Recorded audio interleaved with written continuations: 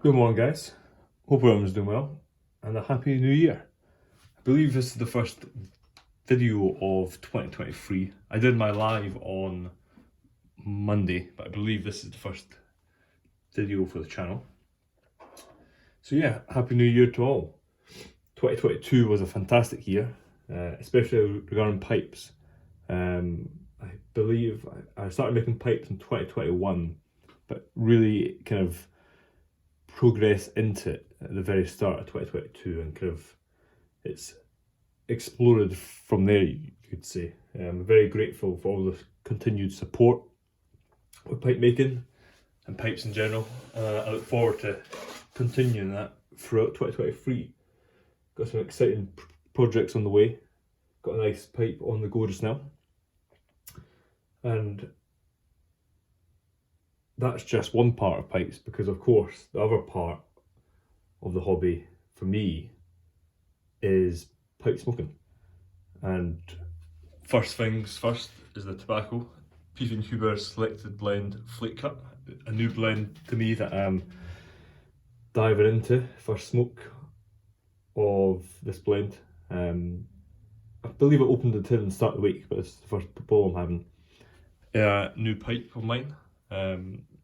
That's all we will see. The video of that should be coming out next week. That's the pipe I created for myself.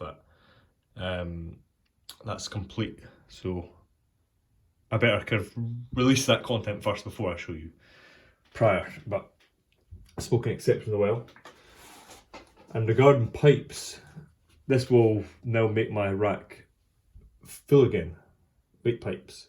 I have a few more, but these are kind of the main 8 that I go through. But if I'm being honest, I think 2 or 3 might have to go, because I've got my eye on 2 or 3 pipes I'm keen to purchase. And I'm the kind of person that if something doesn't get smoked, I would prefer to sell it on or pass it on, or to trade it. I believe that the pipes I have, I try and smoke as much as I can. There's a few that obviously, if a pipe's your favourite, you'll kind of gravitate towards that. And that's certainly the case with a few of my pipes. And on the other hand, there's a few that just really don't get smoked that often. So I think maybe 2 or 3 will have to move on, but they will get replaced with 2 or 3 that I have on my watch lists.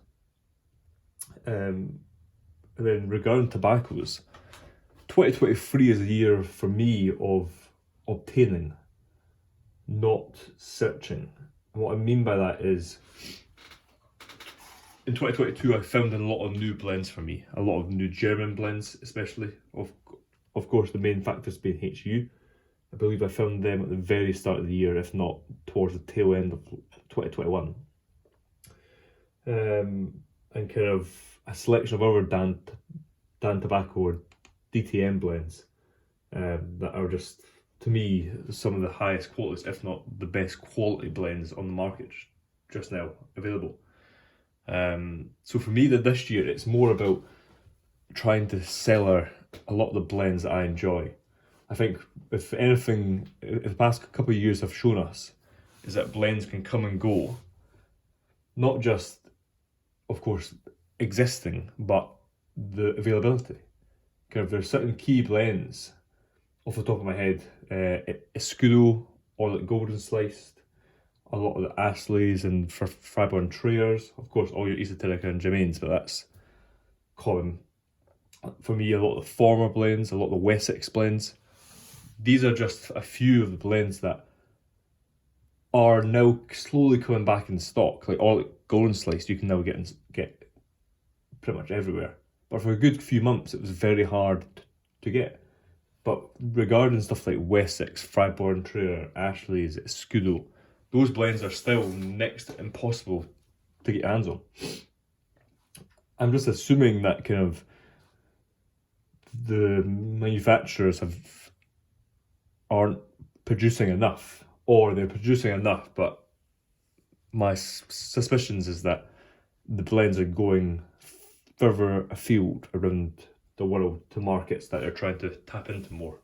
so it's leaving less availability for the pre-existing strong markets. But that's just my thought. But what my point is I'm really trying to cellar deep in the blends I like and love. So that's my goal for this year regarding tobacco, is to, yes, I'm sure I will explore some new blends here and there, but my main focus is to actually try and get some of the blends I love in the cellar and obtain that. So yeah, that's kind of my plan for pipes and tobacco this year. I would also love to try and build more of my magazine collection. I've got quite a few of the pipe and tobacco magazines. I believe there might be like 50 or 54 of them, I think. I think I'm in the 30s. So I think one thing is I'm going to try and slowly trying to fill in the issues that I don't have, to try and have a full set. And something I would love to do, which I would just have the space for, I think, is to frame each magazine for kind of for every edition throughout the years and put them in frames on the wall, kind of have them in order. I think that would look fantastic. Because although, of course, the benefit of having it in a backless frame is wherever I want to read it, all I have to do is take it off the wall, open the frame, read it, put it back. So I thought that would be a cool way to display them, but also to keep them in good condition, but easily accessible for wherever I want to read. But yeah, that's kind of my expectations. It would be good to know if everyone has any personal expectations or kind of goals for 2023 regarding pipes. Kind of, are there any pipes in your bucket list you would like to get? Are there any tobaccos you would like to try and get this year? Or is it similar to me where you have a few on your list of pipes you want to get, but you mainly want to try and actually obtain some of the blends that you love but are quite often out of stock? Because I know that's certainly on my to-do. So, that being said, hope everyone has a great weekend. This is Friday morning just now. I am working on Unavailable. I had a few commissions I've done this week, including also the pipe for myself. So I'm a bit behind, but maybe there will be an Unavailable this Sunday. But of course, as always, I keep everyone updated through my Instagram, as that's where I post the most pipe making related content. But yeah, that being said, everyone takes care. Cheers.